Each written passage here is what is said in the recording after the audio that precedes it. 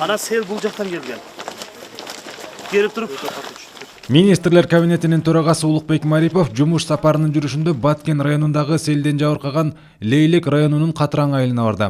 Ал өзгөчө кырдаалдын кесепеттерин жоюу иштери күчөтүлгөн режимде жүргүзүлүп жаткандыгын, тиешелүү министрликтин кошумча күчтөрү тартылгандыгын айтты.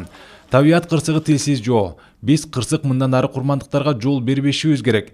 Жергиликтүү бийлик органдары менен биргеликте тургундарды кооптуу тилкелерден көчүрүү маселесин тездетүү зарыл.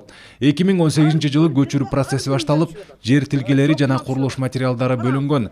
Бирок түшүндүрүү иштери начар уюштурулгандыктан тургундар кооптуу тилкеде жашап кала берген. Жергиликтүү тургундар арасында көчүрүү зарылдыгы тууралуу түшүндүрүү иштерин активдештирүү керек, деди Марипов.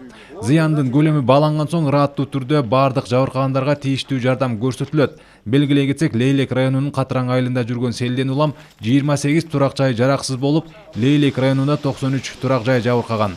Ошондой эле министрлер кабинетинин башчысы Актерек айылында сел кырсыгынан 9-класстын окуучусу каза болгон үй бүлөнүн акыбалынан кабар алды.